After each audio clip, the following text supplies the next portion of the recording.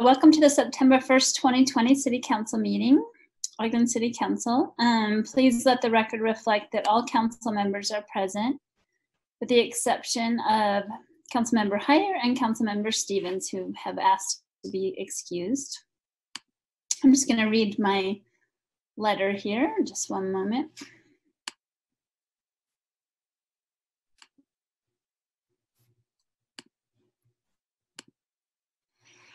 Okay, this is the council chair determination to hold electronic meetings without anchor location. In accordance with Utah Code 52.3.2074, I have determined that conducting meetings of the Ogden City Council with an anchor location presents a substantial risk to the health and safety of those who may be present due to the infectious nature and potentially dangerous health effects of contracting the COVID-19 virus. This determination is based on the following. Utah has been in a declared state of emergency due to the novel coronavirus disease 2019 or COVID-19 since March 6, 2020. The World Health Organization has characterized the spread of COVID-19 as a pandemic.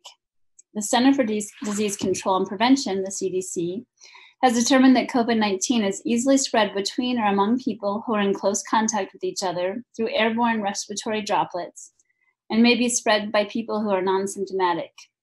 Federal, state, and local health authorities recommend limiting public gatherings, wearing face masks, and following social distancing guidelines. Currently, physical distancing measures are difficult to set up and maintain in the City Council chambers. Although case counts have been declining, there is some concern that cases may increase as a result of the K-12 schools and universities returning to in-person classes.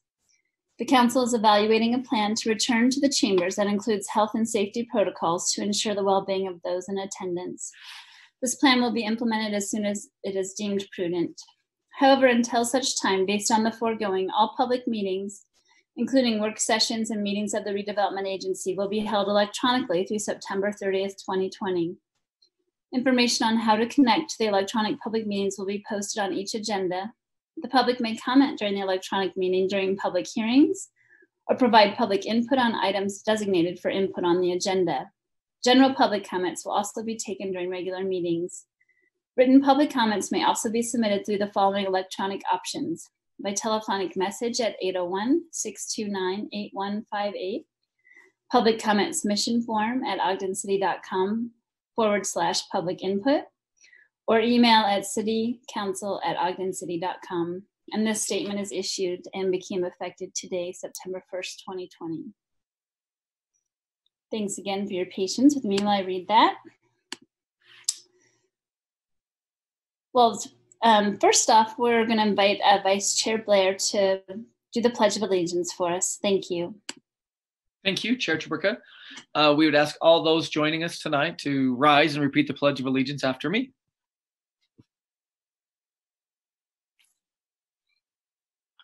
I pledge allegiance to the flag of the United States of America and to the republic for which it stands, one nation, under God, indivisible, with liberty and justice for all.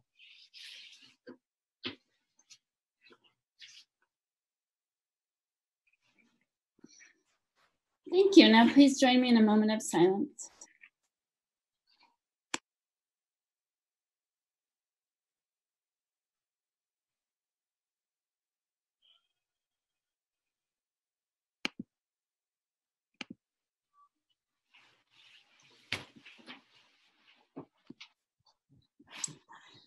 Great. Well, up next, we are going to be inviting Councilmember Lopez to read and recognize Weber State Center for Community Engaged Learning for their Engaged Learning series. And we welcome Teresa Martinez from Weber State to accept the recognition. Thank you, Chair. Can you hear me okay? Yes. Okay, wonderful. Well, I appreciate the opportunity. I happen to worked in the past, work at times very closely with the Center for Community Engaged Learning at Weber State. So for many, many years, I'm familiar with the great, really, truly great and important work they do in the community. So I appreciate this opportunity. The Ogden City Council and Mayor proudly recognize Weber State University Center for Community Engaged Learning for providing invaluable contributions to the Ogden City community. Throughout the 2020-2021 school year, the Center for Community Engaged Learning, CECL, at Weber State University will facilitate events for their Engaged Learning series themed, quote unquote, Connect. Through these efforts, CECL will provide opportunities to delve into what it means to connect with things, people, and ideas. The asterisk in Connect suggests that we look beyond the word connect and find ways to reconnect, disconnect, interconnect, find connectedness, and beyond. We extend our gratitude to CECL for their dedication to engage in such a meaningful manner with the Ogden community. In these uncertain times, reevaluating and emphasizing connection is crucial to everyone's well-being. We look forward to next year's theme and wish CECL our best in their efforts. Thank you, Chair. Thank you, and welcome, Teresa. Thank you for having me, and thank you, Councilmember Lopez, for reading that. Thank you, Mayor Caldwell, for helping support this, and thank you to the City Council for supporting the Engaged Learning series at Weber State University. We're super excited to partner with anybody and everybody to really figure out how we can stay connected during these times, especially even if it is virtually, in person, with distance, or just even when we're wearing the face coverings. How do we still connect with folks when we can't see them fully? And so we're really excited to bring this to light. And we just kicked off with our last week when the fall semester started. And so we have the next year to learn what everyone wants to do. And of course, we will partner with anybody who would like to use the theme. So thank you very much for having us today. Thank you. We would normally have clapping and a picture and everything. And I've been seeing your signs around town at different locations, talking about the initiative too. So thanks so much for your work. Appreciate it. Any other council members like to make any comment? I always like to just give an opportunity just in case in this format. Thanks again so much for coming. Great. Next, we invite Greg Montgomery from Planning to talk with us about the proposed street vacation for approximately 3317 South Monroe Boulevard.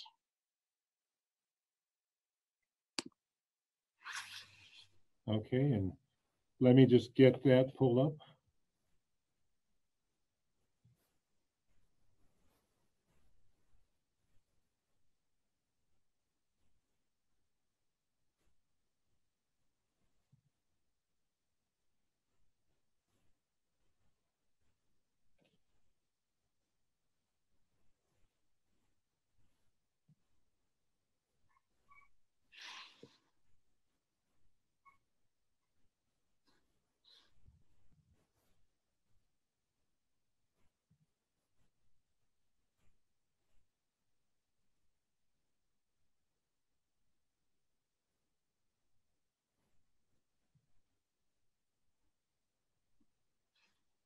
I know earlier some people were having some connectivity issues. Are you still there, Greg? I'm still there. Oh, good. Just checking. No rush. I just want to make sure.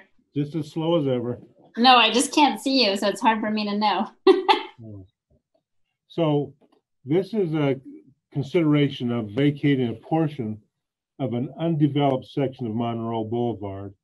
And this is in relationship to the school as it is being rebuilt. So this illustrates how Monroe, as you're south of 32nd Street, dead ends, but on paper it physically continues on a little bit further through the school property.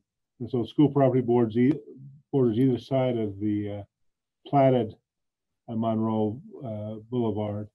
And it also extends in a small area that then bends in connection to Liberty Avenue as, again, a public way.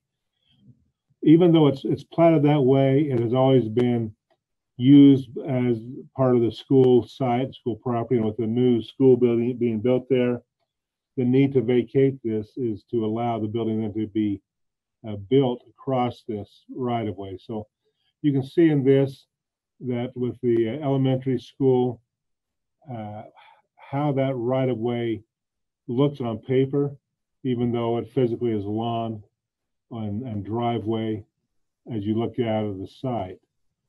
And so it's requested to be vacated, and the city is really moving forward with this to help the school district in this process. Again, you can see what physically exists on the property, kind of the turn into the parking area, some connections and playground area here and green space.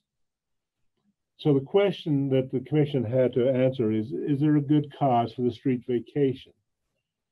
And in the first instance, the question was the street is not needed for any continuation of access to other properties other than the school. So it really reflects the current land use of benefiting the school district, and that's all it serves. No other person is being injured or access being restricted if this portion of Monroe is vacated.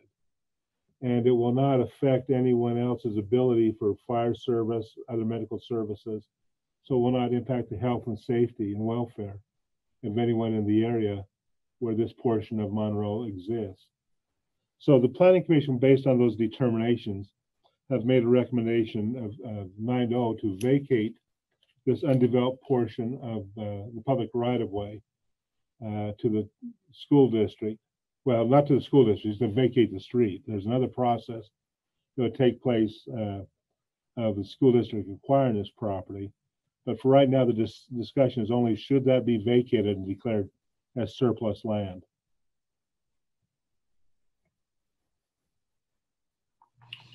Are there any questions for Greg?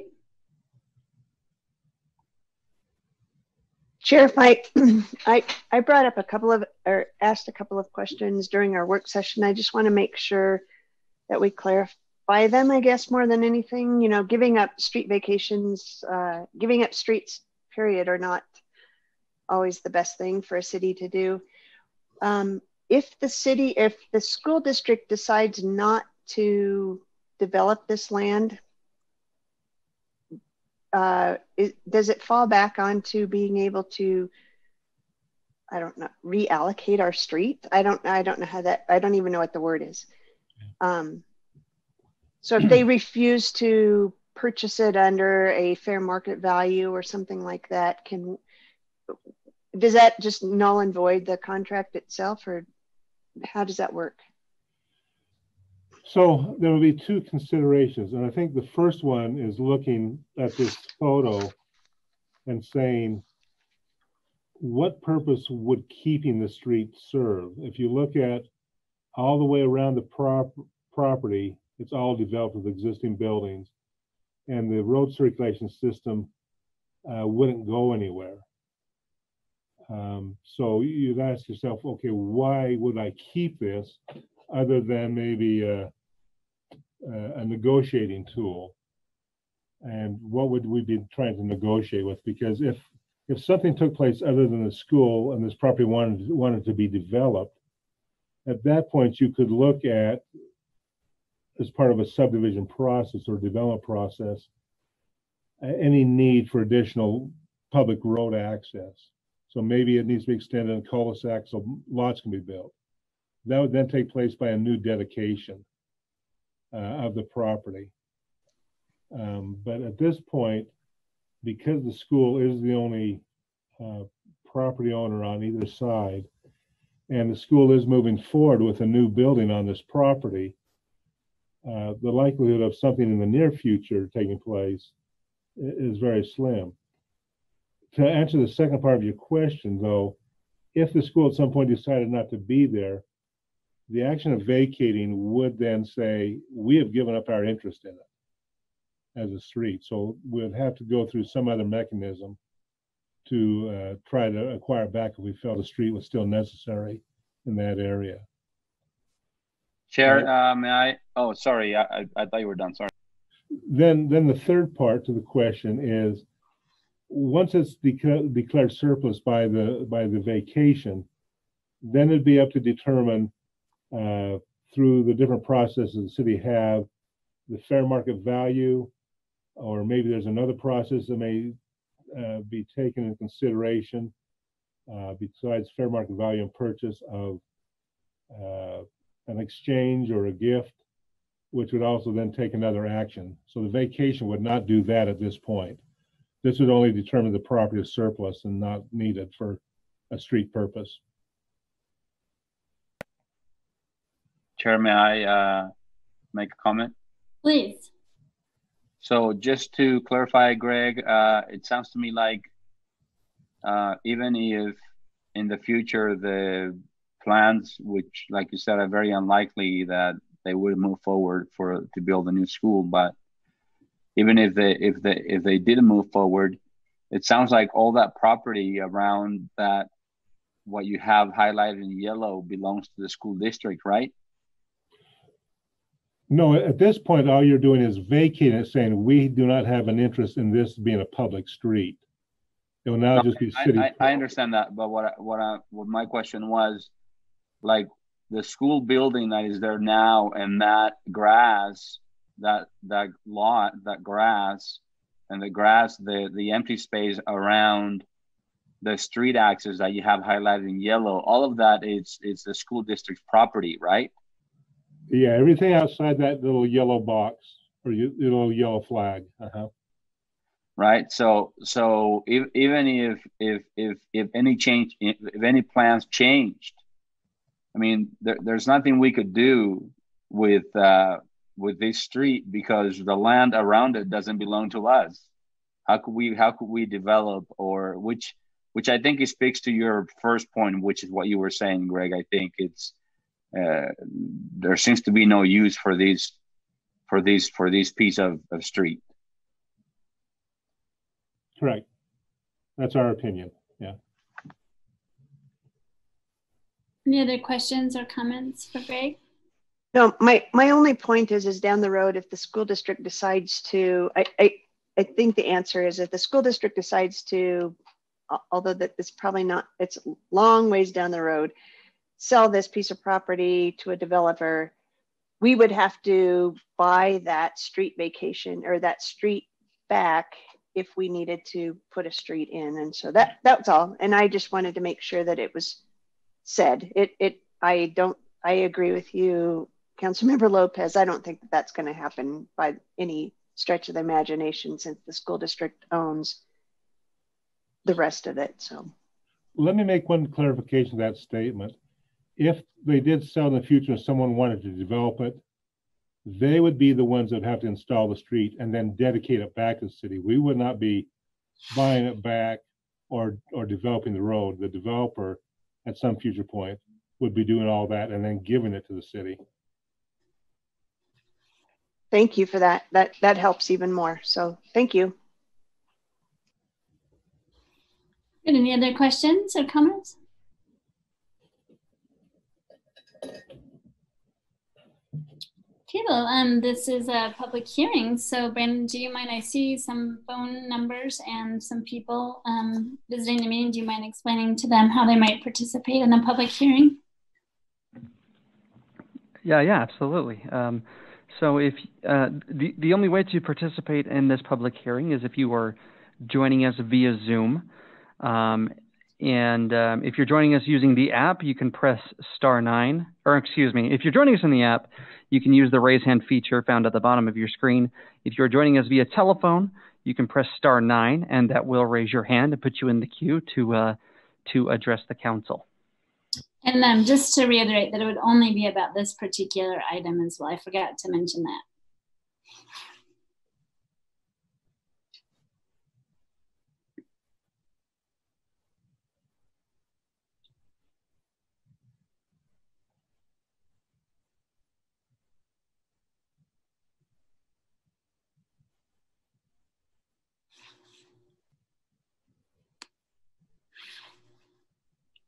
Not seeing any hands raised, but just give it another moment just in case someone's having technology issues. I wish we could see the people standing up to come up to the podium to speak to us, but.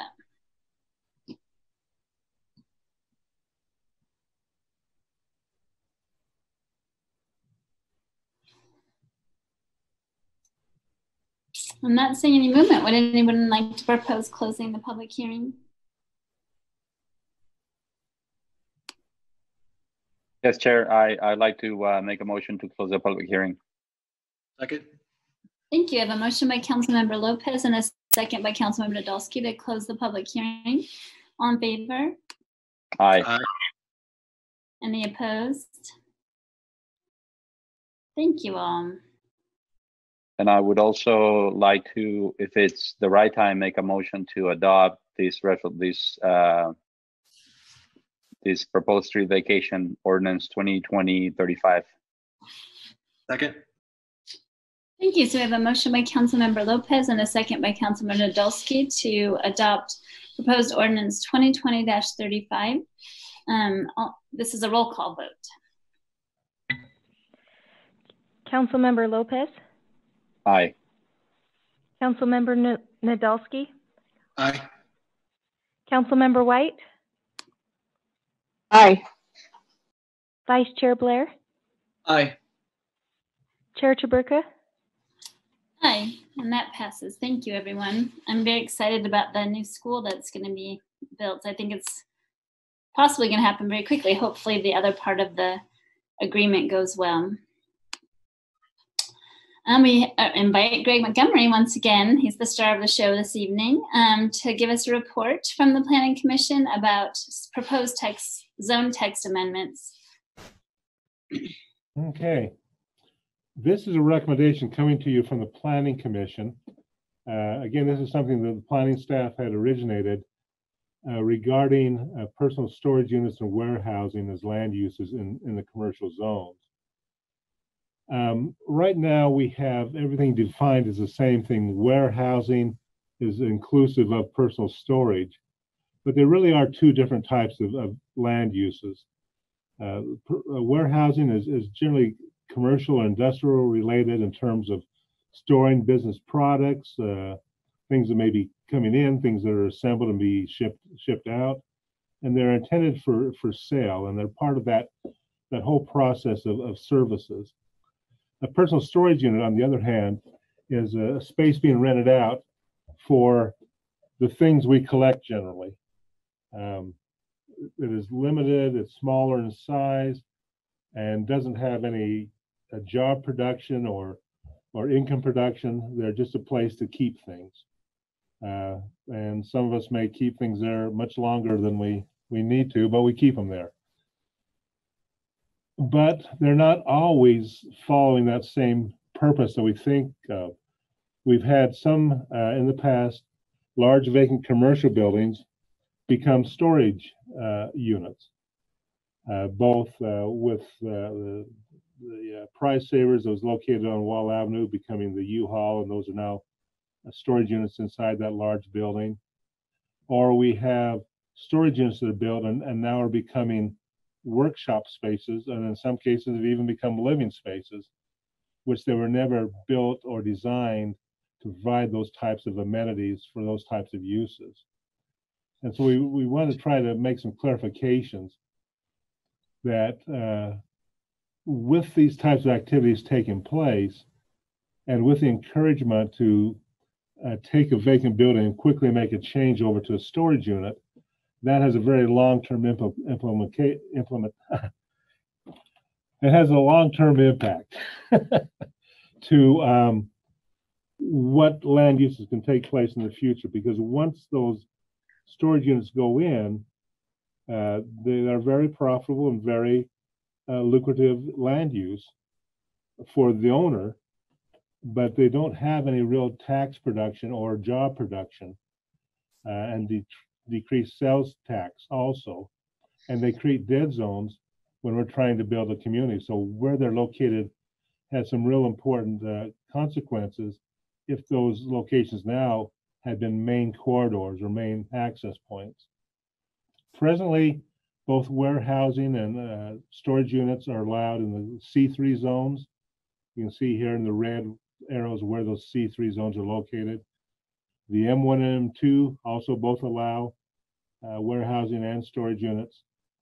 And then the MRD, or areas in the BDO, the Ogden Industrial Park, or the track line area allow warehousing only and not the storage units. Presently, under our developments, we have 7 storage units in the C3 zone, 12 in the M1 and M2, and 3 are non-conforming, meaning they were allowed at one point, but either ordinance or zoning change took place, and they're not allowed, but are still functioning. So the first concern is to create the definition. So we created 2 new definitions, one for personal storage units, and also the second was to clarify and add to the definition of warehouse. So those 2 new revisions are proposed. The second was to eliminate, because of what the C3 zone is intended to do in its purpose statement, eliminate the ability to convert vacant buildings into storage units in C3 zones. And so we've taken in the approach that elimination. Again, part of the reason we looked at that is look at the tax production of what a storage unit does to similar size property that may be retail or even vacant retail, what those taxes produce and how they're different for similar sizes of properties. And that impact, if even the larger properties become storage units, what then does that do to some of the tax base of the city by that type of use in those key areas? And then the other thing is trying to resolve those dead spaces where there's no pedestrian activity, there's no street activity, and it really kind of creates an empty area in the downtown or in any area along those main commercial corridors. And it keeps it from meeting the purpose of having the full range of services. So the Planning Commission is recommending to you that these revisions, both in terms of where warehousing and storage units can be located, and separating out storage units from warehousing, are important actions the city should be taking to help both the C3 zone and its potential, and also to provide appropriate locations for both warehousing and personal storage units that will not have a significant impact to other potential land uses. Just to clarify the 2 dissenting votes in this recommendation to you, they felt that the action of the ordinance would take away a property right from individuals, taking away one land use that they could do now. And so they felt that was a property right being removed.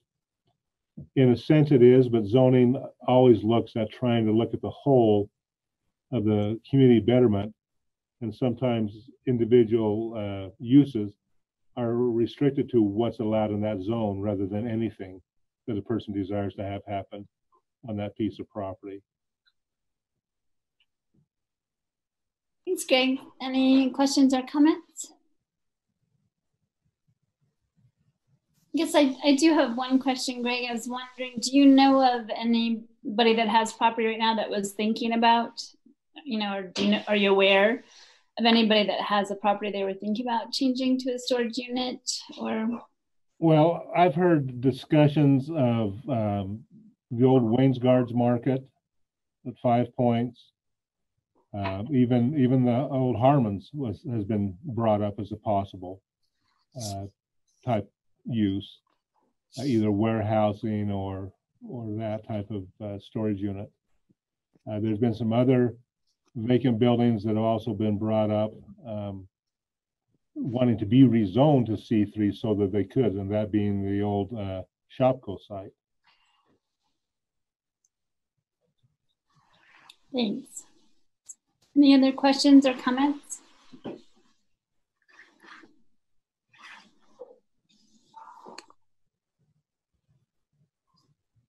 On this item, we're also going to take some public input.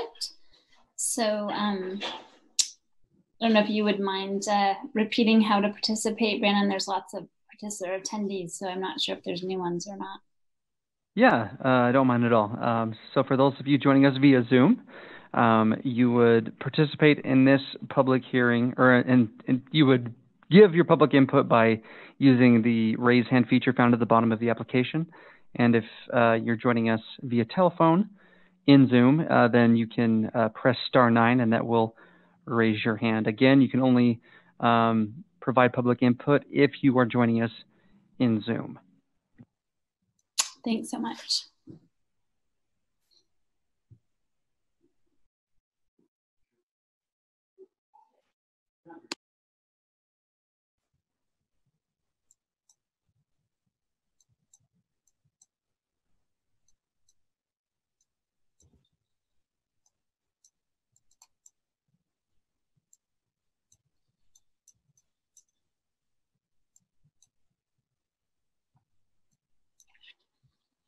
Not seeing any activity.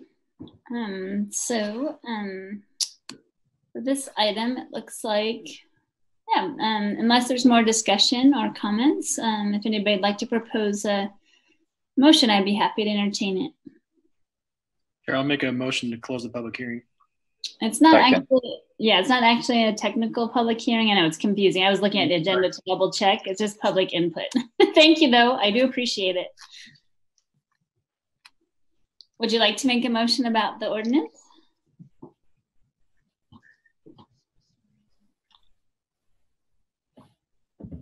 Can do. Chair, I'd like to make a motion that we adopt proposed ordinance 2020-39. Second. I second. Thank you. So we have a motion by Councilmember Dodelsky, a second by, I think it was Vice Chair Blair that got to that first, for proposed ordinance 2020-39, and this is also a roll call vote.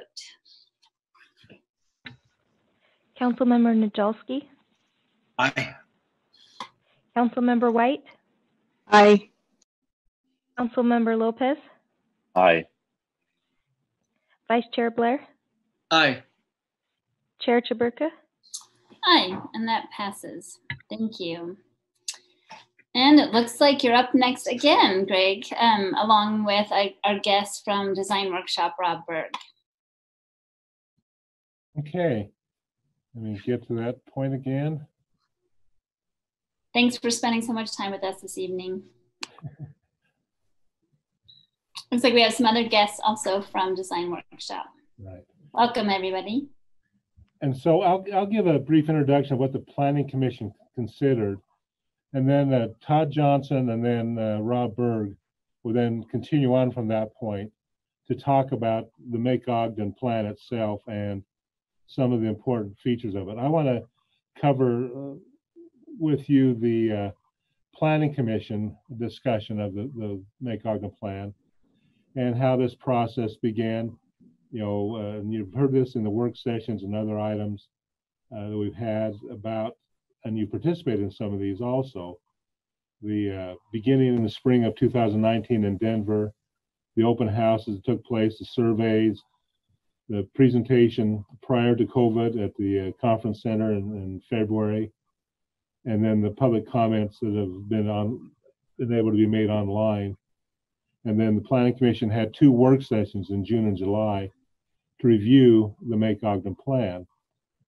The elements of the plan are pretty straightforward. There's 5 tenets. In other words, things that they're focusing in on: real estate and land use, historic and cultural, transportation, mobility, parks and open space, and social equity and amendments. And as they look at those 5 tenets, then they look at what they call episodes or phases of development that bring things forward and expand the downtown area to reach what it could reach as there's a concerted effort made toward these type of things. One of the things we discussed with the Planning Commission was that one of the key elements to do this are design standards, and the Make Ogden plan provides guidance of design standards, which have been severely lacking in the downtown, to really get the quality of buildings that should be happening in the downtown area. So as the Planning Commission looked at this, they commented in the meetings of some revisions that needed to take place both in some of the goals and strategies the plan had proposed, also in some of the design standards.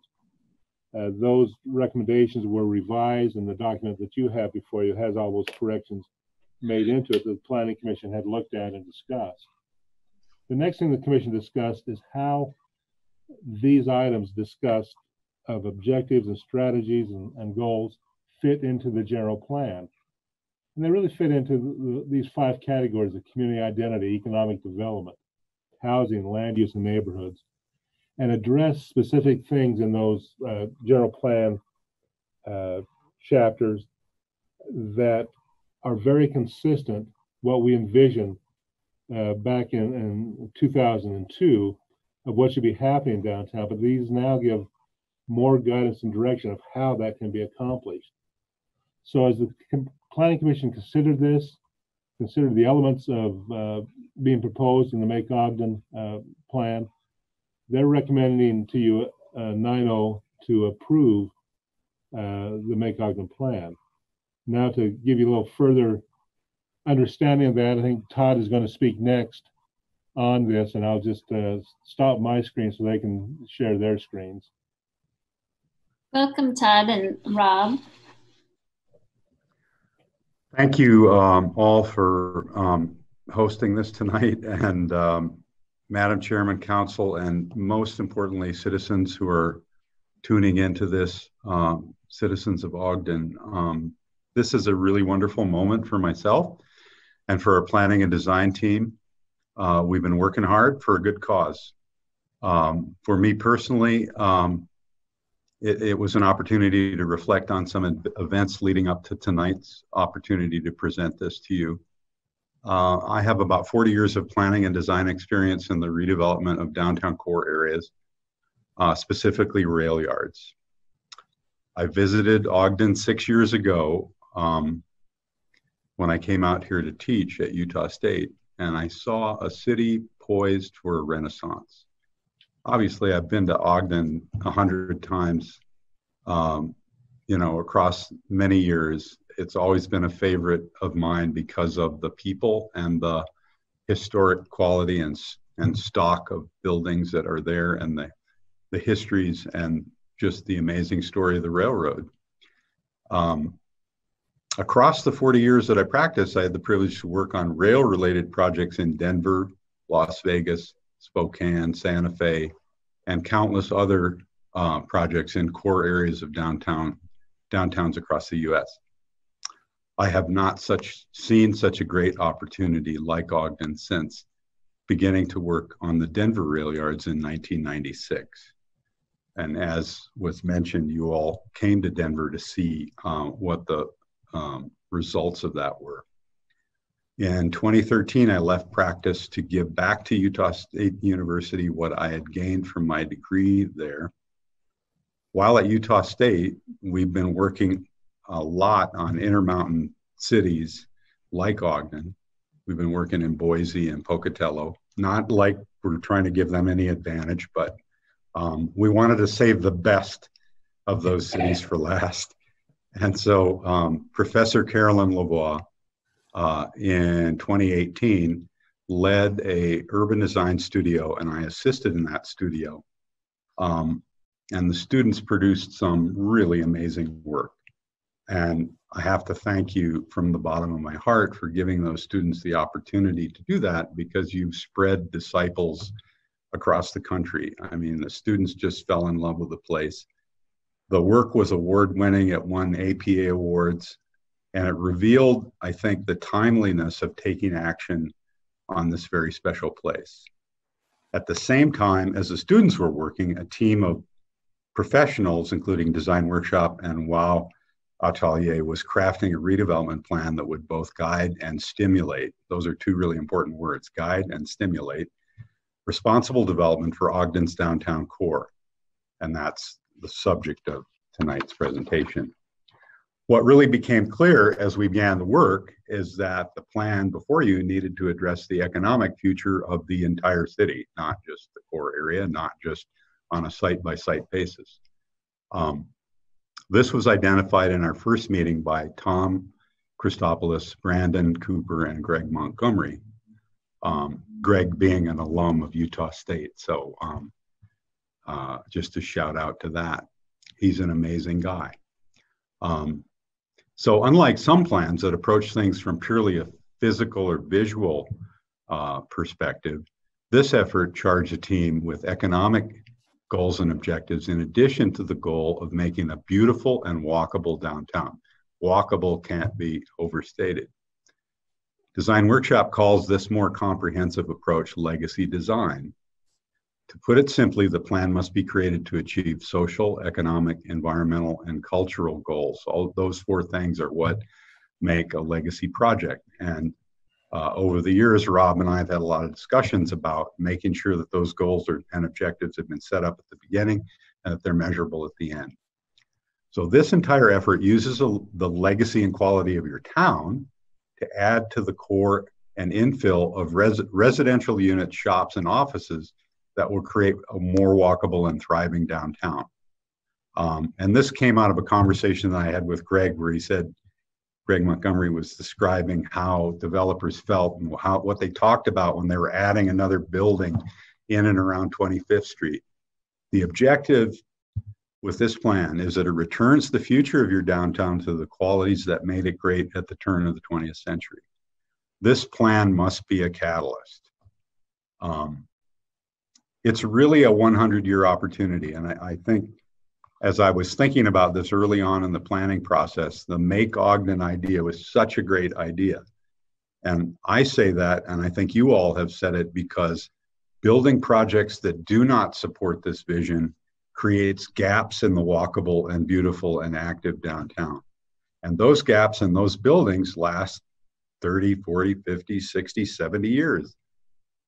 This misses the opportunity of achieving this catalytic renaissance of the downtown. It forecloses on the option of using the historic resources of Ogden to attract startup businesses, perhaps larger corporations, to relocate. Ogden is such an kind of ideal size, and to shop and be entertained in your city.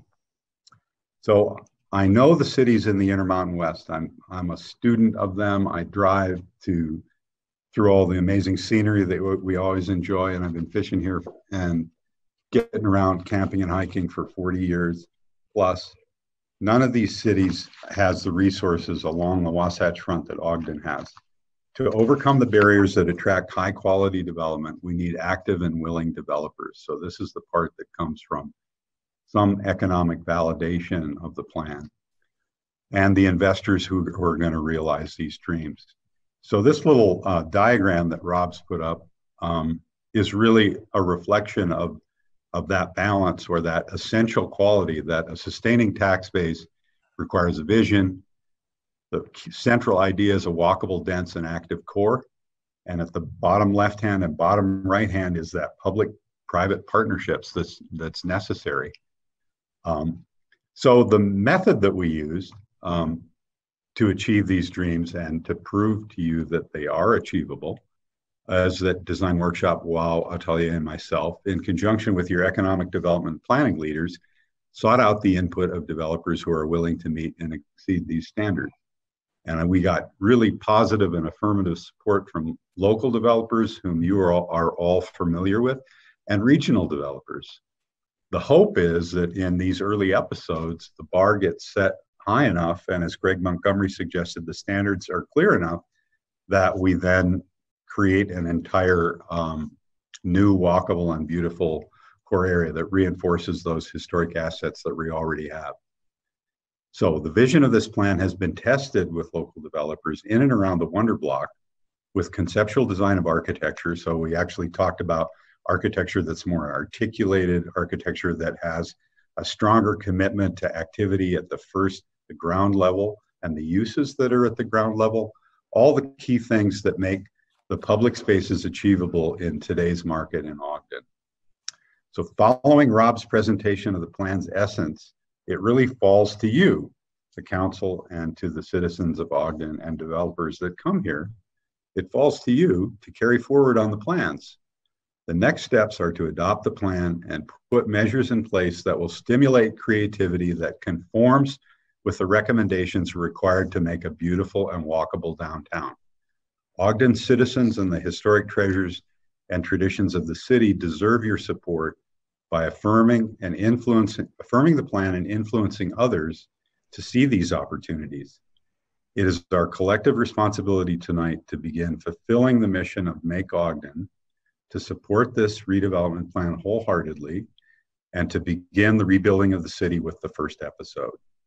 So Rob Berg is going to describe the essence of the plan that has been crafted with capable input of your economic development, planning, public work leaders, and most importantly, your stakeholders. So Rob, take it away. Awesome. Can everyone hear me okay?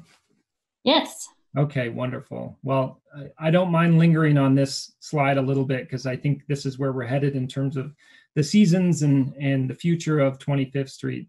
I want to thank you, Todd. I also want to begin by expressing my appreciation for all those who have their fingerprints on this vision plan, as we like to say. The list begins with Mayor Caldwell and his staff, including Chief Administrator Mark Johnson, both of whom had led the charge and supported the team from the onset. Next, I want to acknowledge all of you sitting on the council. We have come to know many of you through your active participation and leadership. It's your in-depth knowledge of this community that has ensured we put people first when we make these bold vision plans. I'd like to thank the city officials in each of the departments, planning to economics to engineering and public works. Each of these departments have contributed with visionary thoughts and actions that have been incorporated into this plan. And lastly, I'd like to thank the residents and business owners who have taken such an active role in the future of their downtown.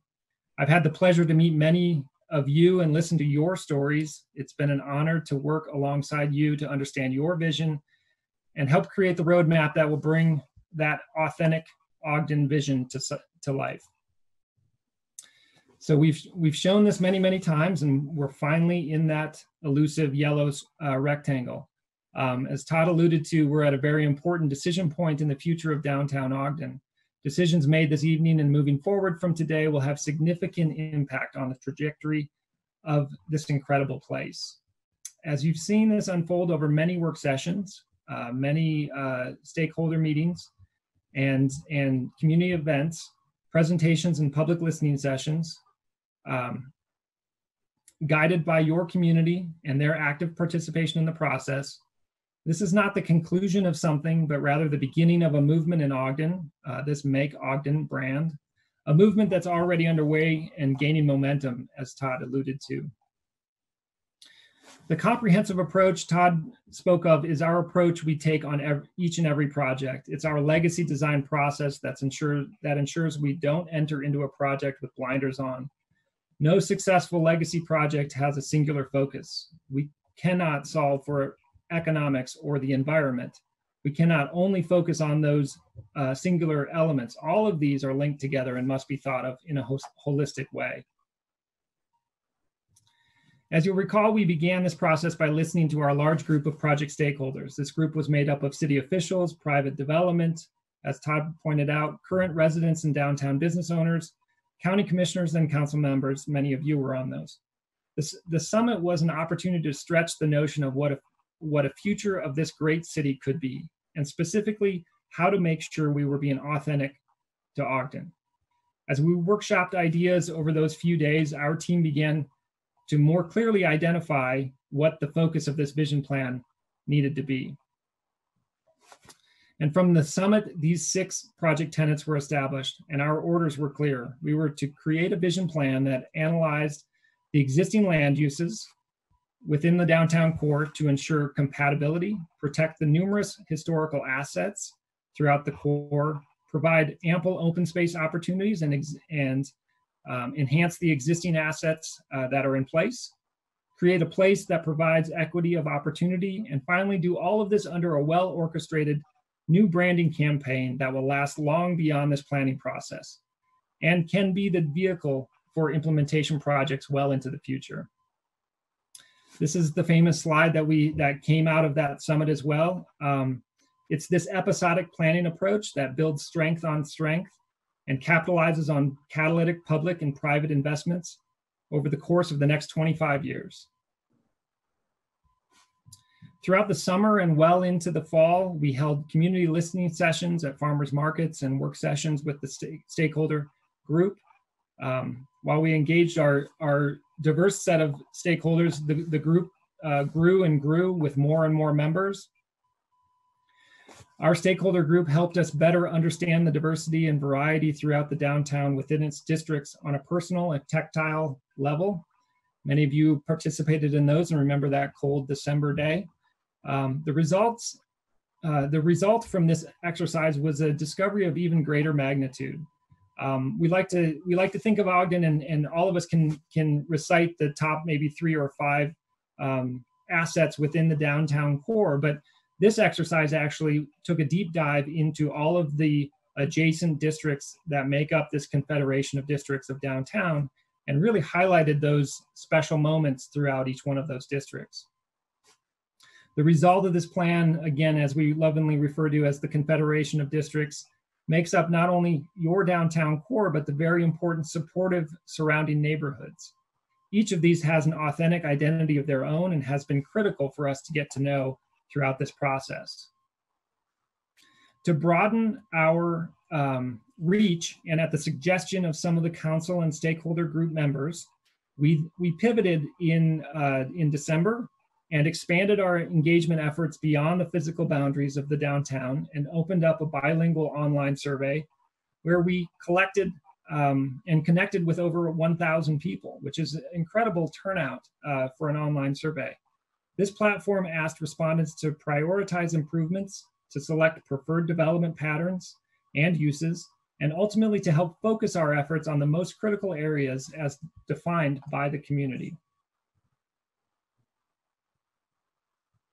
Here's an example of one of the response slides we received in the survey. We had over 1,000 pins on this page that identified the current issues and opportunities in downtown. There were a number of challenges listed, which helped focus our planning efforts on the areas that the community specifically asked for. And so you'll see a lot of this, this actual feedback from the community being baked into the episodic planning approach as we move forward. There were equally a large number of assets identified in the survey that the community wanted recognized, enhanced, and protected. We asked the public to prioritize where public investment should occur. The result of this question had over 876 priorities listed directly influenced the public improvements found primarily in the first few episodes, but throughout all 4 episodes in our plan. Equally, we asked the public to prioritize where desired private investment should occur. The results of this question, which had over 670 priorities listed, directly influenced the private investments found predominantly in the first 3 episodes. This brings us to that public forum in February. We had no idea that we were headed into a state of lockdown shortly after this, but at this event, we unveiled 2 of the 4 episodes, development episodes, and launched the successful Make Ogden branding campaign. With this new focus directed by the results of the community-wide survey, we then were able to uncover an immense opportunity to add new value to your downtown core, both in new assets, providing community value and resiliency, but also economic resiliency, which is extremely important as of the most current kind of status that we're in. In this diagram, we've illustrated all of the existing properties that are not contributing to the city's general fund in a substantial way. This highlights an opportunity for us to get into those sites and see what we can do to change their contribution status. We were asked by our stakeholder group to illustrate both a benchmark of where the city currently is and establish some metrics for how the city can measure its growth towards the goals set forth in this plan. So we applied commonly used development metrics found in the Smart Growth and Community Equity Guide.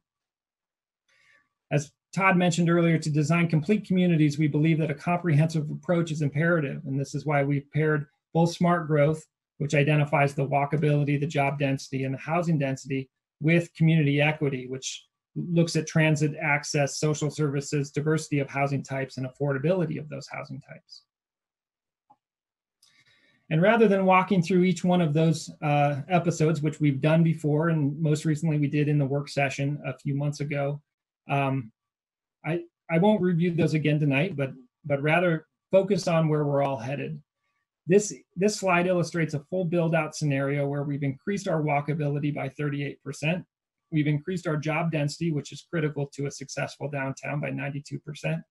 We've increased housing density, and I would like to say that we've also increased housing quality in the downtown core study area by over 400%. But ultimately, we've provided that economic resiliency and sustainability by increasing taxable value per acre by 175%. When we look into the numbers a little bit closer, this top graph shows how these episodic yields stack up between commercial and residential. And on the bottom, the payoff or proportionate annual contribution to the general fund of each episode. And what this really illustrates is this catalytic spark that occurs and the strength on strength movement of each one of these episodes. This graph, as you've seen before, illustrates the general fund revenue from existing sources on the bottom, increasing at a current rate of increase year over year. The orange line at the top there depicts the pace at which the existing general fund expenditures is increasing. So this is one of those important issues we're attempting to mitigate through this episodic approach. Bottom line, as we all know, you cannot have your expenses outpace your revenue. Whoops, skipping ahead. If we can start now with a smart growth and episodic planning to create that spark that results in exponential development momentum, we can catch up and surpass that demand, as illustrated here.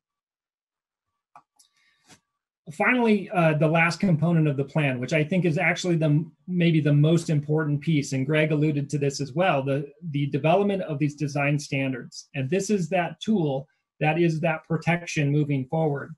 The intensive work of the stakeholder group did to identify the confederation of districts, or the downtown districts, has informed this overlay map. And breaking the study area into these 6 distinct overlay districts, each with their own unique set of standards, provides an opportunity for review. So the question is, how do we ensure we are protecting this public investment by requiring the highest and best development from episode to episode? The answer, we believe, is we enact comprehensive design standards that reinforce the initial project tenets that were established at the summit and were identified at the onset. I won't go into step by step. I wanted to tonight, but I know that we've already taken a lot of your time. So this is all in the document, but ultimately these standards guard against low quality, low community value development and reinforce all of the tenets we are working towards supporting as we smartly grow the downtown. Okay, so if I can be cheesy for a second, so as the sun sets on this planning effort, I want to thank all that were involved, from my diverse team of intelligent planners, architects, economists, and designers to all of you and your phenomenal community. Tonight is bittersweet. I wish we were all in the same room together to celebrate this occasion. I'm sad that this process has come to an end. I've made so many wonderful friends in Ogden. We all have, in fact, but I remain ecstatic to see where Make Ogden will go from here. As I mentioned in the beginning, the wheels are already in motion on both the public and the private sides to bring much of this plan to life. So with that, I thank you very much and would open up for any questions you may have. Thank you. Thank you both so much for all of your work on this project. I've definitely appreciated myself your efforts to meet so many different demands and do the community outreach that you have done. Any questions or comments from the council members? No, Councilmember White is able to hear us, but she was having a little bit of a challenge. So we'll see if she has. I'm good. I'm back up. I figured out how to plug it in. That's good. Awesome.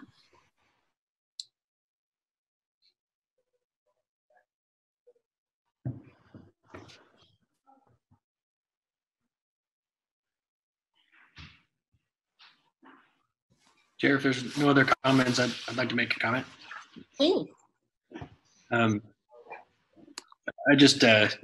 know this has been a long project for these guys, and and we've been able to interact with you guys a number of times. I just wanted to thank all of you guys for your hard work. The process has been a journey for sure, and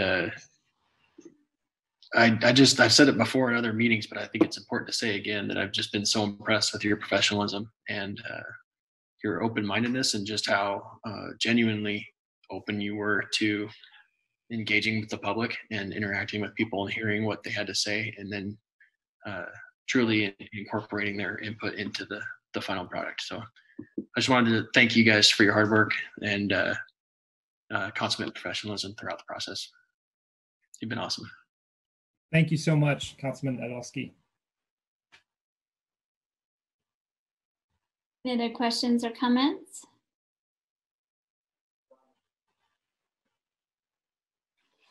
Trying to read people's faces through my little screen. It's kind of challenging.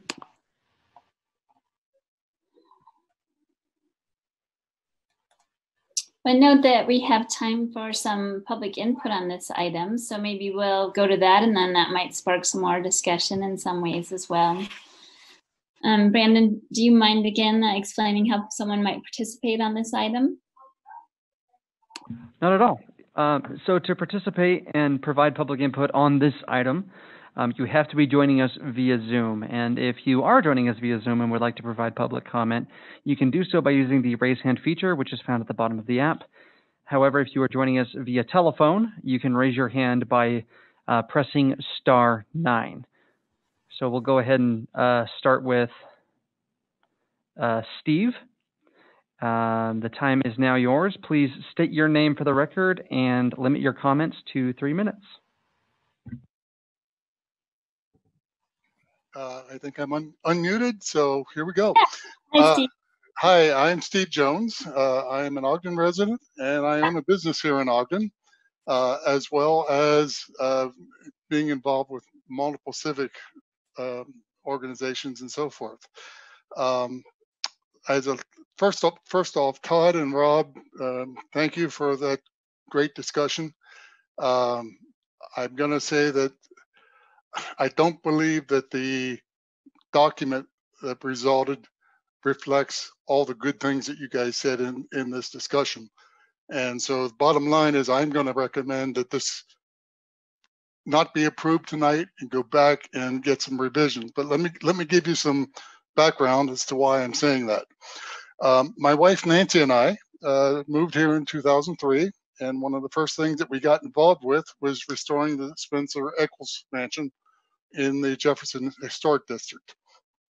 One of the things we learned in that process is that you can preserve the historic integrity and the charm of these old buildings and so forth without giving up any creature comforts. Well, I really believe that that same concept extends to the community. And a lot of what I see in the plan, makes it look like we're trying to move Ogden to look like every other major metropolitan area that's doing a redevelopment planning. We really need to leverage what we have. We need to build on our history, our heritage, and so forth, and make it great for Ogden. One of the first things I saw is that a wonderful write-up on cataloging our historic properties and so forth, but it doesn't happen until way later in one of the later episodes. That needs to be the first thing that happens. We need to catalog what we have, we need to protect what we have, and then build on top of that. The second thing that I see is Union Station is just so critical as the anchor. And a lot of the renderings that I've seen put some very modernistic buildings right beside Union Station that overshadows Union Station. So, I think it was well intentioned, but in fact, it misses the mark on, showcasing Union Station as that anchor. In fact, it overshadows Union Station. So I submitted a document to planning and council a short time ago. That has all the details of my questions and so forth in it, but these are the highlights. And I encourage you to, stop the process at this point, go back and rework it to make sure that it is for Ogden. Thank you. Thanks, Steve. Okay, next up, we have the caller with the phone number ending in 094. The time is now yours. Please limit your comments. Please state your name for the record first and limit your comments to 3 minutes.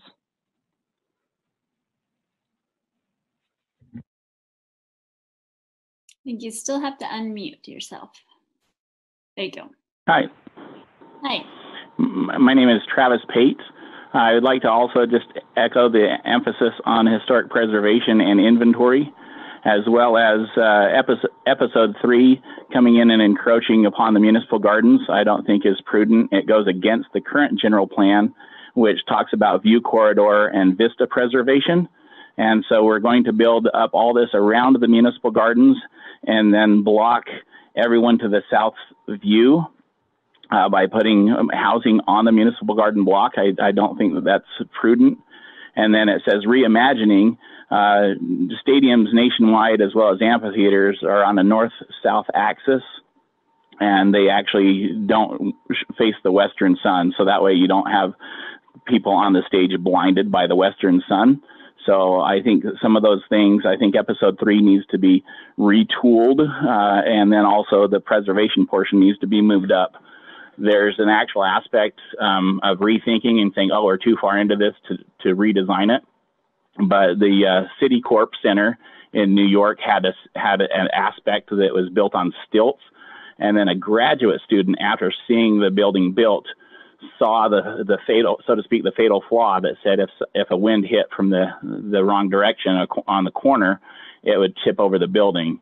And the engineering architect, Le Monsieur, saw his own graduate student correct his flaw. So he went back to City Corp, they re-engineered the building, went back through, notified all the public works and safety officials around that area if there were to be a fatal flaw, what to do while the repairs were made. And so I think the same thing with this one. I think the plan could possibly be approved, with the exception of episode 3 needs to be moved up and retooled as far as historic preservation. It's far too late in the episodes to worry about the possibility of individuals coming in and land banking and just tearing down anything that's not currently on the local preservation listing. So I think that's the dynamic that I see. And then a couple points of order is any of the callers should be able to come back to a minute after the public comments to clarify statements instead of just the 3 minutes. And that was actually a rule of order from January a year ago that was made. And so if Steve has comments back or I have comments back, then an additional minute is allowed under the code. And then also your Zoom meeting is actually a toll number. You actually have to dial long distance to get into the meeting. It's not a toll-free number. So some elderly citizens with possibly purely only landlines are possibly obscured from joining the Zoom meeting because there's a toll charge. So I think that some of the things, like I said, mostly the plan I agree with, and design standards and densities. But I don't think the partnership is significant enough. Where's the Chamber of Commerce and the fact that the Big Sky Conference has moved to Farmington from Ogden? We're losing corporates, and we need those to stay in Ogden. Thank you. Thanks so much, Travis. Can I just ask a quick follow-up question from the staff? I'm not sure what he's talking about the minute back to respond to questions. I think we have done that a couple of times in chambers where we've just had a question or clarification, but is that something we changed in the ordinance? I can't remember that. I don't recall. I mean, Amy, if you want to comment on that, I don't recall that. Yeah, I'm happy to. So that's actually a change to your rules and norms, and it's not exactly just an additional minute for every person, but if council members had a specific question about a comment that was made, they could request of the chair that additional minute for additional feedback for clarification on that. Oh, so that's in the rules and norms. Thanks for that reminder, Amy. I guess So far out of No chamber, I worries. can't remember anything. Thank you. No worries. Thank you. Any other comments from callers or people on the Zoom meeting online? Caller ending with a phone number ending in 970. The time is now yours. Please state your name for the record. Limit your comments to 3 minutes, and a reminder that this is comments pertaining only to the downtown master plan. Thank you.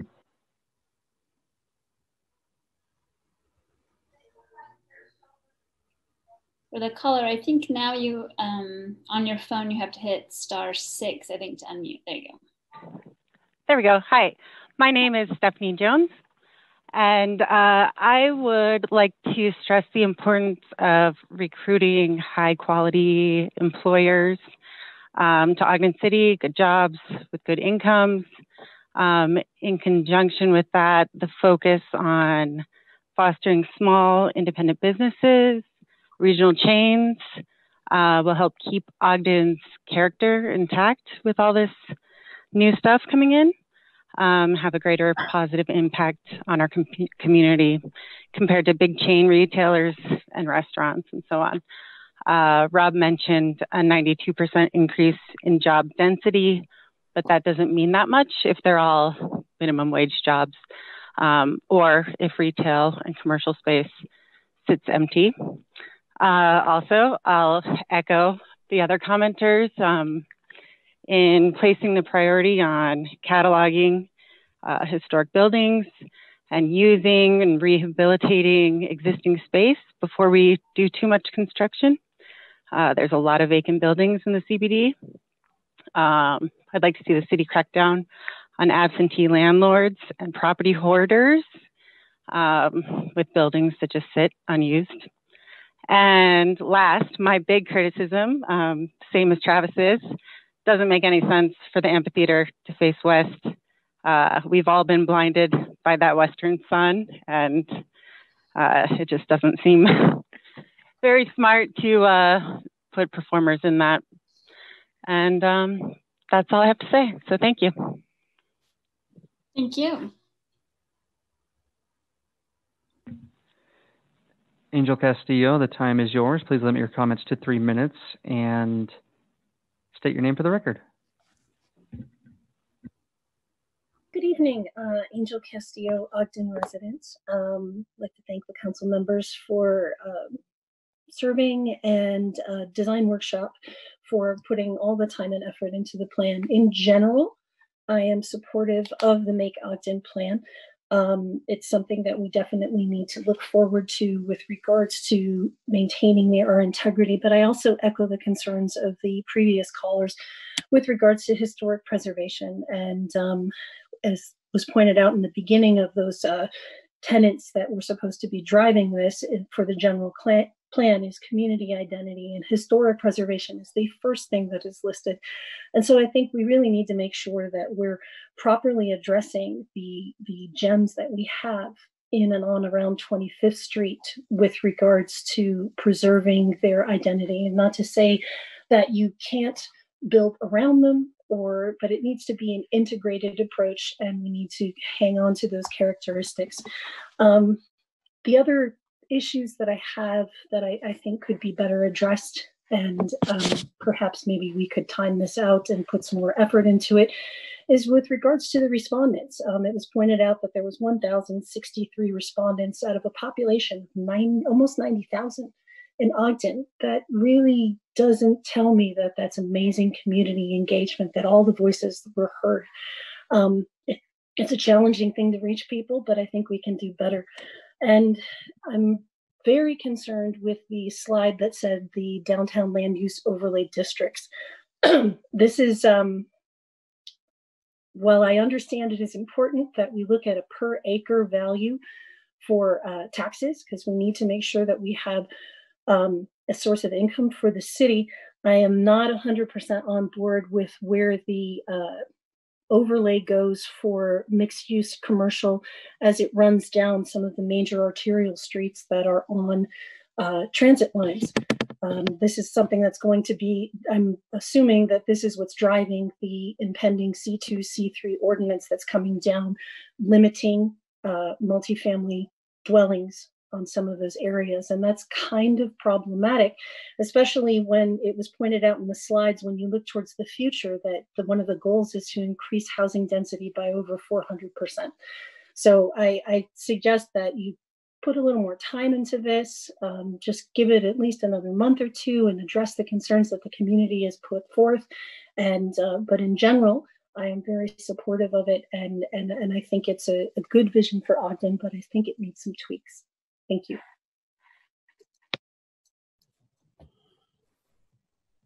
Thanks. I feel like I saw another hand before, but now I don't see it. So if anybody else has any comments, please feel free to raise your hand.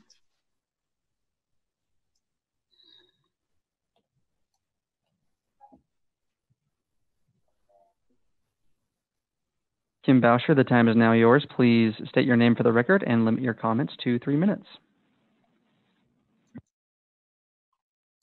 Thanks. Kim Bauscher with the Ogden Downtown Alliance. I just wanted to say again that I appreciate all the efforts that's gone into this plan. I think, and I've said it before at council and in other public settings, but this plan has an incredibly holistic approach that I've been really impressed by from the beginning, in bridging social services and community needs, prioritizing local and small businesses, especially on the retail store frontage side, alongside those jobs density and housing pieces. And as long as I've worked in Ogden, 10 years in downtown, I've heard a lot of Ogden needs XYZ, this or that, and it's itemized and kind of onesie twosie projects, and a lot of times it's these huge price tags that don't always come together. And I just appreciate this plan providing a real pathway to accomplish those things and providing financial methods to protect those historic pieces that really make us what we are. And you know, kind of contrary to some of the other opinions, which are fine, I really think that this plan does prioritize the historic nature of our downtown. And I think putting off Union Station to be that kind of end cap piece that's like solidifying its place as a gem in the heart of our downtown, I think that's really important. I also really love that this plan starts by protecting and improving the general infrastructure of historic 25th Street. That's something that definitely is a priority in the work that we do as a Downtown Alliance and needs that we have. So I think it's awesome that there's a lot of input that's been put in. You know, we hosted this at Farmers Market. We've had people reach out to us and tell us that at first they didn't even know how to participate in a conversation like this because it was the first time they felt engaged with in this way. And so I just think that the design workshop team did a great job getting in front of a lot of different people and in a lot of different spaces and ways. And so I'm excited for the plan. I'm excited that people are interacting with it, and I hope that it continues to build momentum and move forward with all these varying ideas and inputs, because I think it's all of those things that make Ogden truly a special place. So thank you. Thanks, Kim. Any other comments from the participants or the attendees?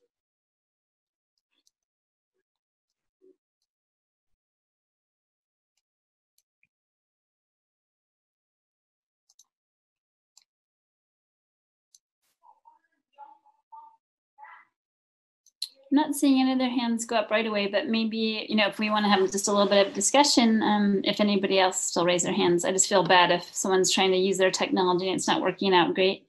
Would anybody like to respond to any of the comments or ask additional questions about them?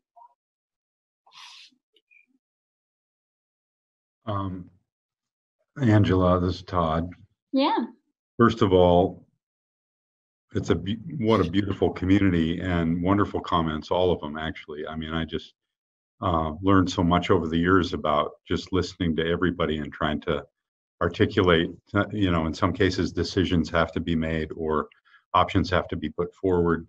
I couldn't agree with the comments about historic preservation and getting into the nuance of that and trying to reutilize everything that we possibly can from a planning perspective. I'm not now speaking on, necessarily behalf of the city and the planning department. Just from a professional perspective, all these comments are great. One of the motives for turning the amphitheater was to expand the capacity of it, with the idea that we could accomplish the sun control and blocking as part of the design effort. So it does significantly increase. We believe that event is something that's just extraordinary branding opportunity and success story that the city has. And so that was the one idea behind that. Probably the most significant thing that we learned from Denver, and this doesn't necessarily have to apply to Ogden, certainly, but the Union Station was held up by existing ownerships and historic ownerships and a complicated partnership group. Everybody wanted to get to Union Station before the other 70 to, if you take all the environs surrounding sites, the other 100+ acres were developed. And it just happened as a result of the complexity of the transportation planning in and around the station, and the fact that there was a complicated ownership group, and probably several other things. But I think in hindsight, the experience in Denver was that they did a much better job of making Denver's Union Station the living room of the city and incorporating and really honoring it historically. The visitation levels are just like extraordinary. And I think the design effort that went into it is amazing. But the value of the development that led up to it as a future episode allowed the investment in that station to be greater and a higher realization of kind of aesthetic value, architectural value. So I'm not saying that that's necessarily the thought process here, but certainly it was a lesson learned in Denver. Needs to have a lot of discussion locally because it's such an important issue. Any other comments or questions? I would just add to that when we look at the scope and scale of the plan and our future and the everything that's included in each of the episodes, it's going to take a lot of energy and inertia and momentum. I think Tom used the term, was it amplitude? Or I think it was something like that, amplitude. Yeah. I don't see his name here, but yeah, Brandon, maybe he can confirm amplitude and yeah. Amplitude and velocity. And yeah. Well, it's going to take a lot of both. And part of the process that we went through here, starting in Denver and leading up to tonight, is that it's helped me realize the need for both of those elements in order for a community of our size to really pull off a project of that size. And so it would be great if we could start with the Union Station, but I think we're going to need a lot more momentum in order to attract the kind of investments and energy that's going to be required to take on a lift of that magnitude. Yeah, I'm pretty sure, if we're all still around on the council, there's no way we're going to let anything happen in Union Station in the meanwhile. That's for sure. Any other comments or questions? I kind of feel like, like you were kind of saying, feels a little anticlimactic because we're not in the same room together in some way, right? So I'm like, okay, is there anybody wants to talk about? So I don't want to drag it on, but if anybody else has any other comments. Chair, I had one more comment I was just going to mention too, that if it's okay. Yes. When I was listening to the public comment too, it kind of reminded me of maybe what I felt in the first day of Denver and shortly thereafter, where, we had a lot of the same comments about, we want to make sure we preserve the things that make Ogden unique. We want to make sure that we provide opportunities for everybody. We want to preserve historic value, et cetera. And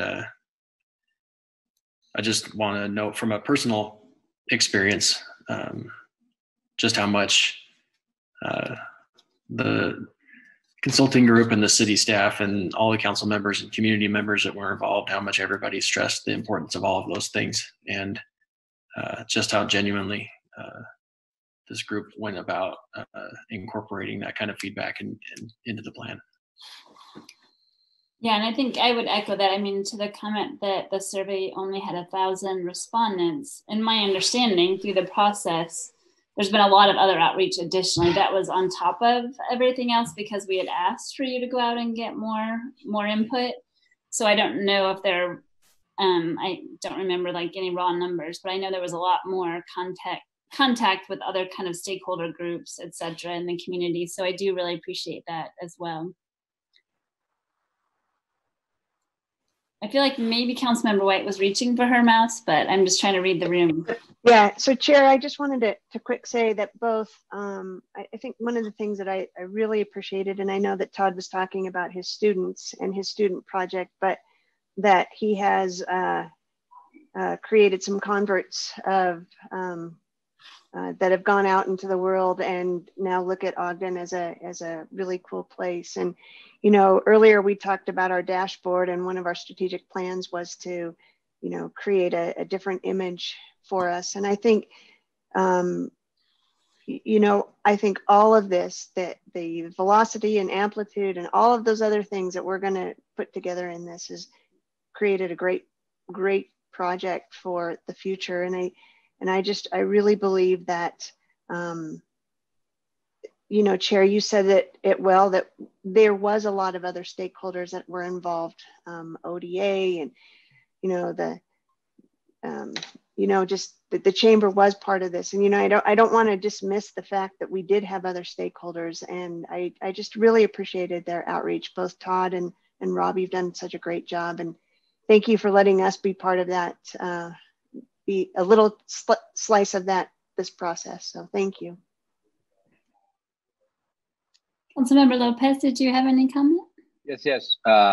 Just very quickly, as some of you, but just speaking for myself, I was kind of a skeptic about this big and ambitious plan at the beginning, and I became a fan and an optimist about it. And it's because of the work that everyone has done, the consulting group, everyone else involved.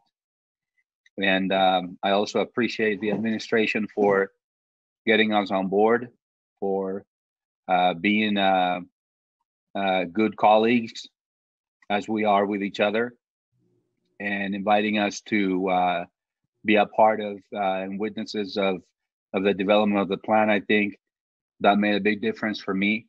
So thank you to everyone that was involved in this, and also thank you to the comments from our citizens, which are very important as well. We cannot discredit or not pay attention to that as well.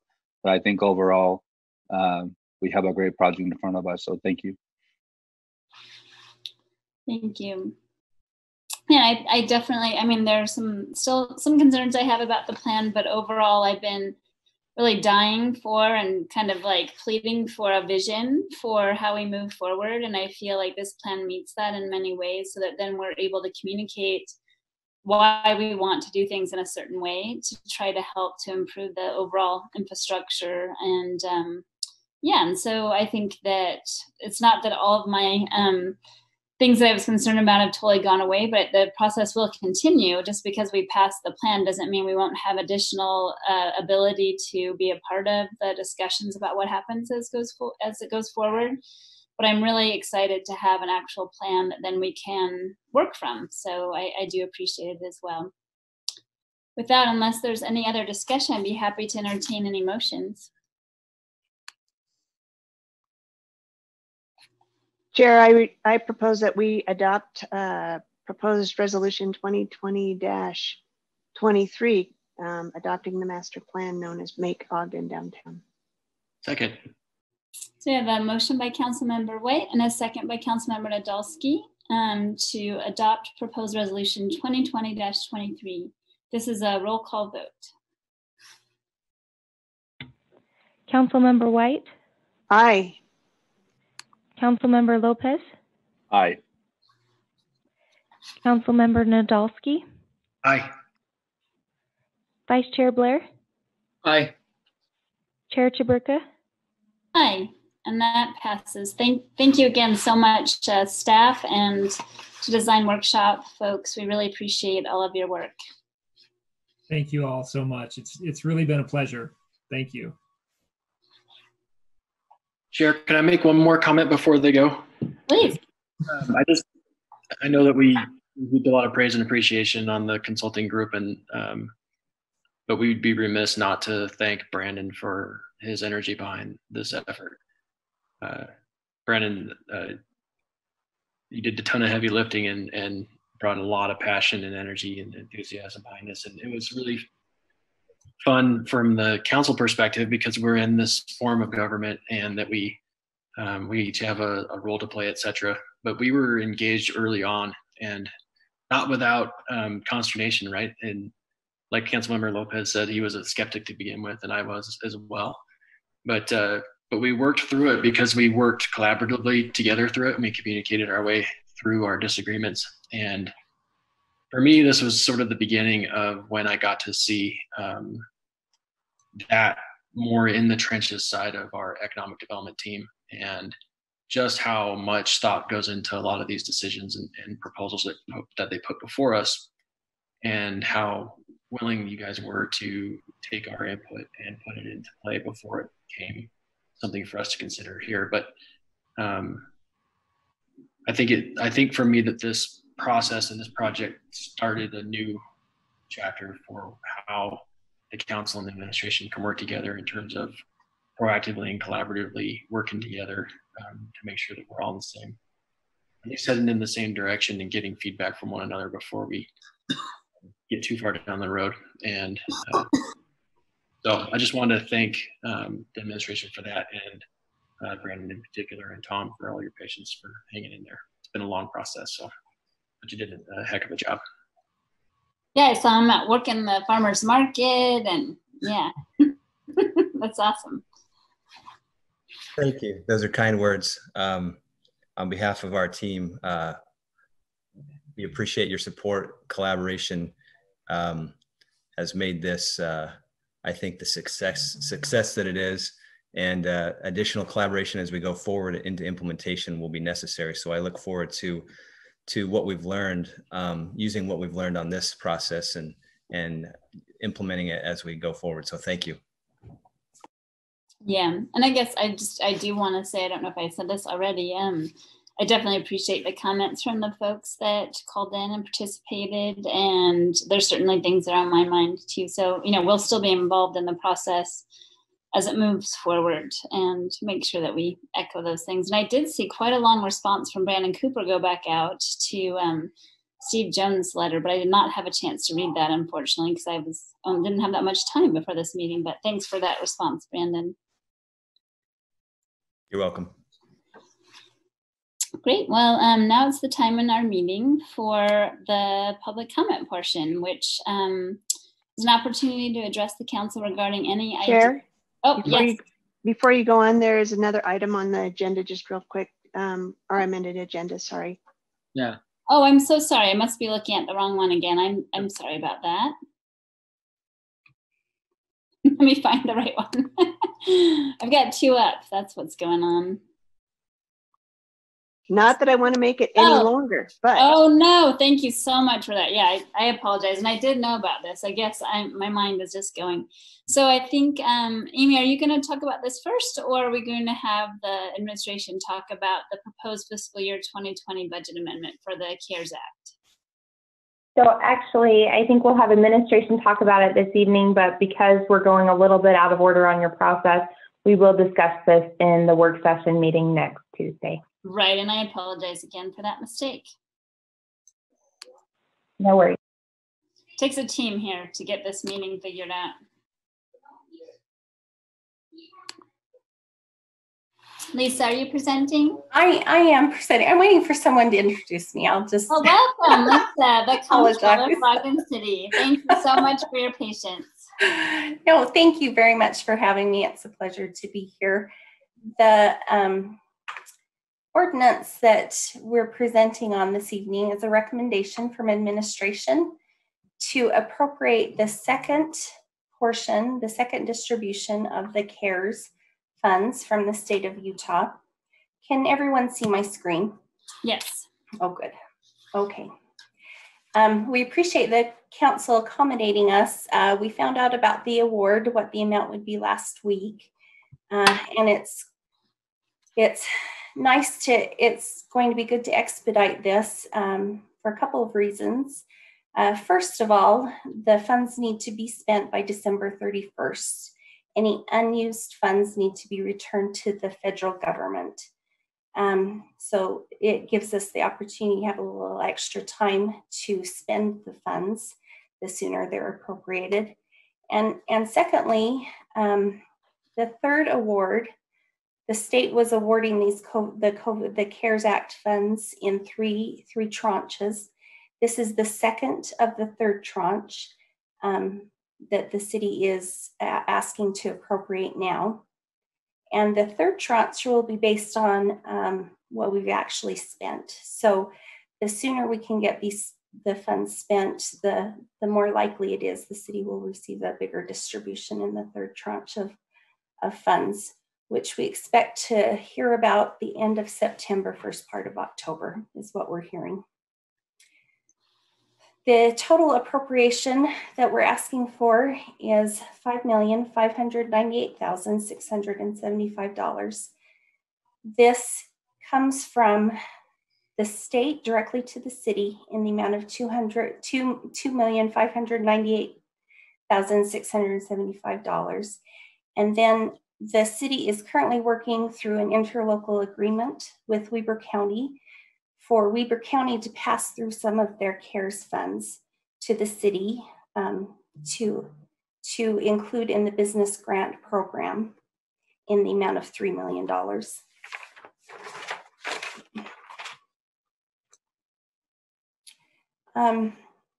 So I wanted to start with the Ogden CARES business grant program.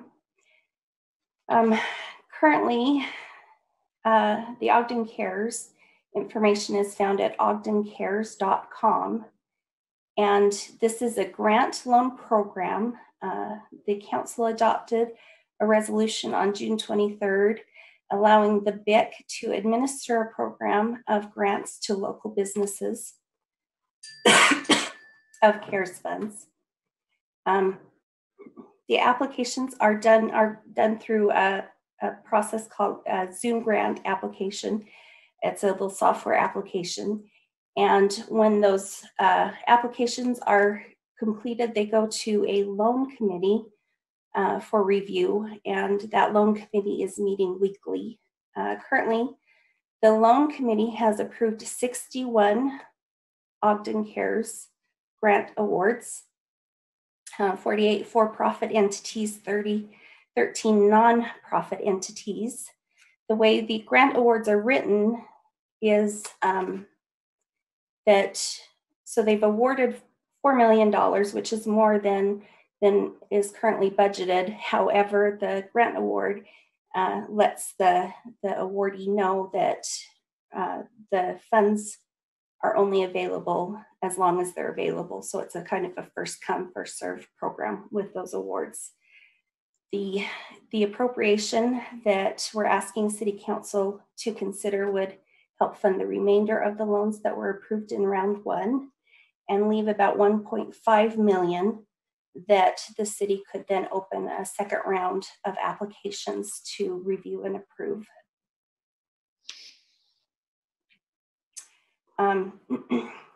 Lisa, I'm sorry, just a minute to get off mute. Do you know, I guess the average award, it just seems like there's quite a big difference between the not-for-profit and the for-profit. Is that based on like how much they could ask for, or do you know? The maximum award is $200,000, and my understanding is the for-profit entities have asked for the maximum award. the majority of them.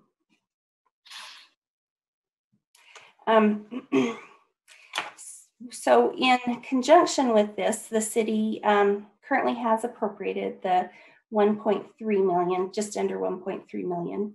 In the proposed budget, there is another allocation of 1.3 million, and then the Weber County portion of 3 million. The Weber County portion will have an interlocal agreement with it, which we hope to have from the county in the next day or two. And our hope is that we could get that to your staff and review it with you during work session next week, if possible, and then to have you adopt a resolution adopting the interlocal agreement at the same time the budget action is adopted. The next piece of the COVID CARES grant relates to city expenditures. Currently, the city portion of the CARES funds is just under 1.3 million.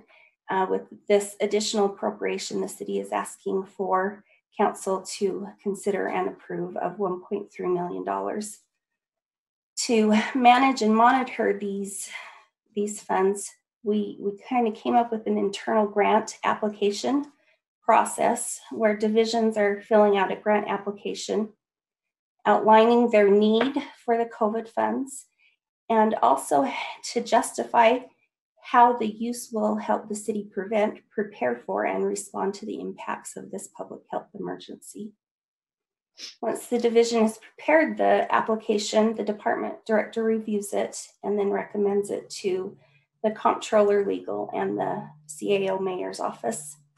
And we are actually meeting the comptroller, the legal department, and the mayor CAO's office are meeting weekly as a grant committee to review these and make sure the information is present. Here's just a broad list of how the funds in the first allocation have been committed. All of these expenditures have not happened yet. However, quite a few have. And I am aware that the city has, we keep a log of what has been asked for. And I believe the backlog is about 1.9 million in applications from city staff. Do you have any questions? I was curious with like the fire or the EMT, I mean, do they get any special allocations from COVID funds, or the police department, I guess, based on their particular service type, or it all comes through this way? There are different programs under the CARES Act fund. Fire has received about $90,000 in funds directly to medical services. I do know that in the backlog of applications, we do have some police and fire applications as well. I was just curious. Any other questions for Lisa?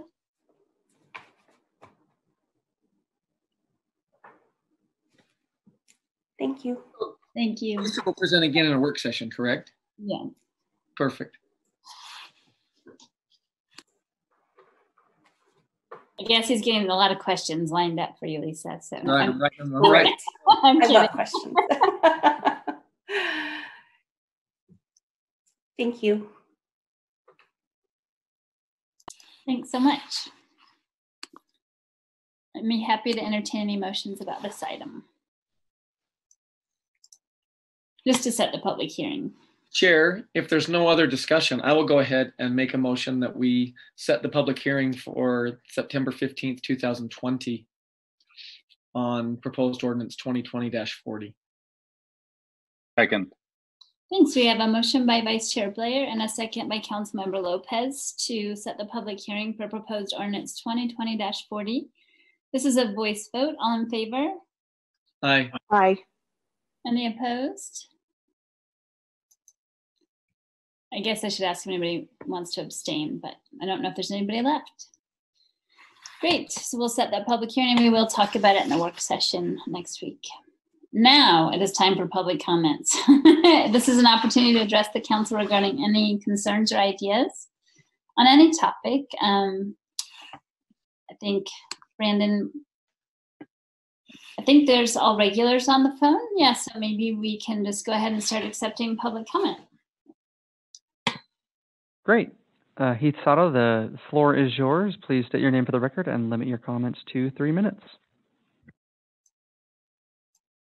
Hi, everybody. Glad to hear I'm a regular now.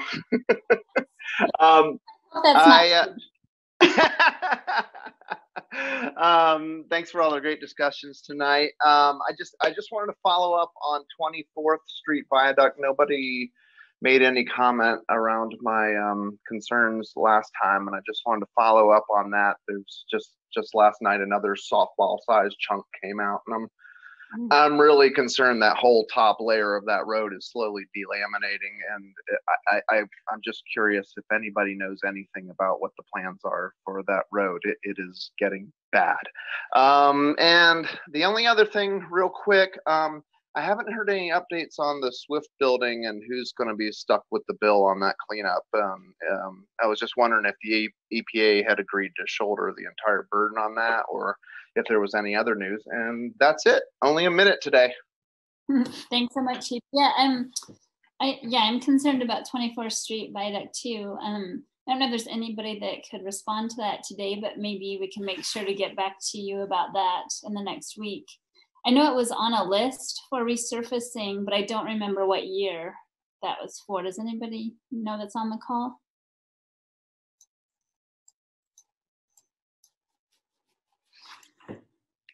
Yeah, we might have to get back to you on that, but I'll definitely have it on my list, Heath. I'm sorry, I was out of town last week and I didn't take note of that. And I don't know if we have any updates about the Swift building as well.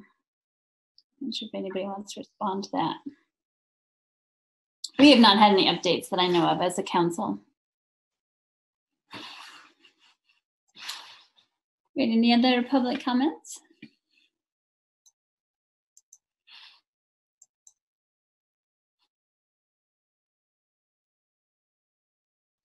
I wanted to acknowledge that Commissioner Shinoda is on the line tonight from the Diversity Commission. Thanks for coming. Great, well, I don't see any other comments. Mayor Caldwell, would you like to make any comments?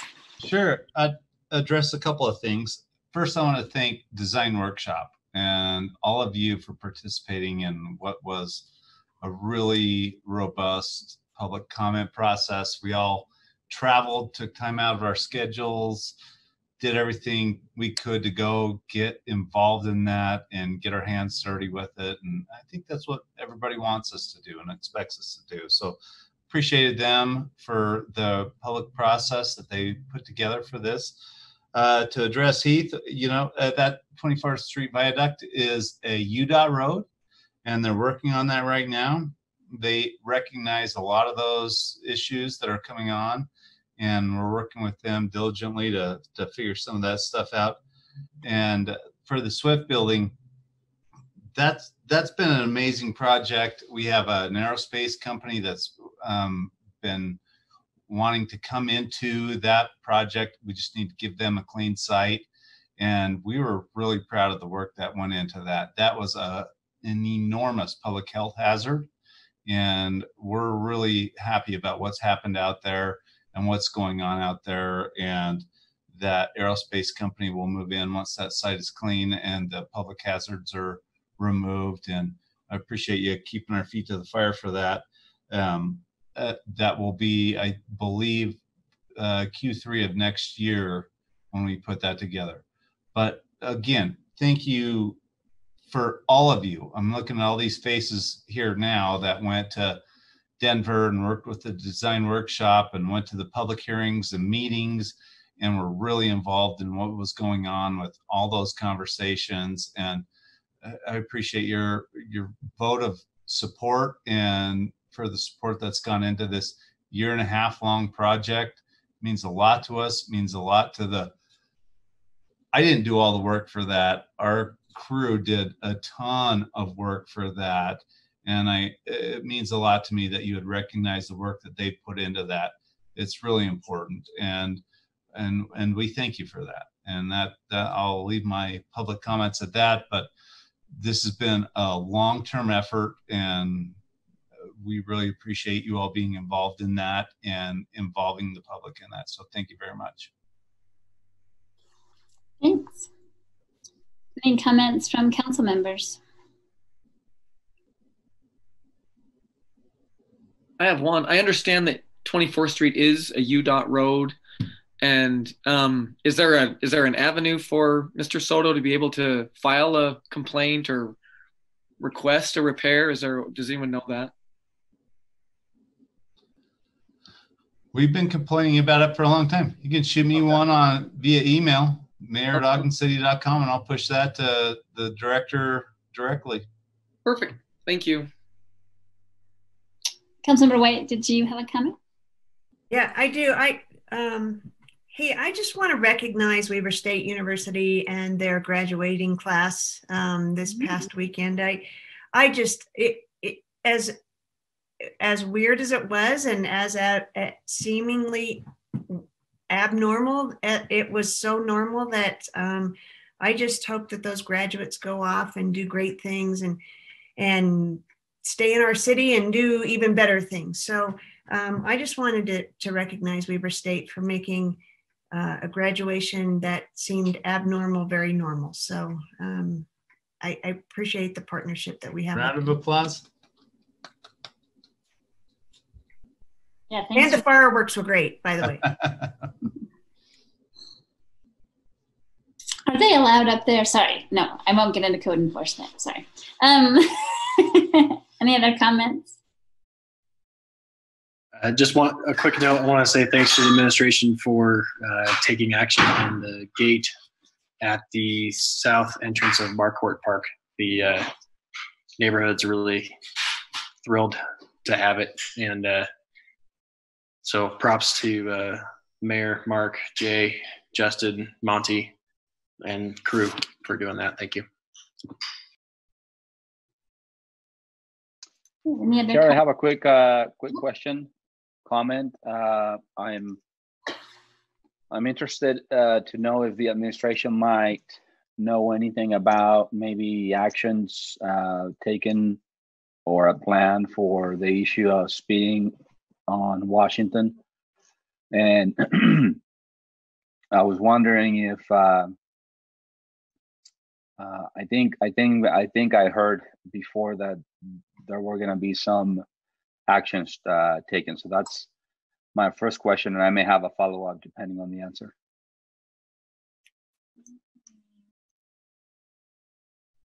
Oh, I think you're muted, Mayor Caldwell.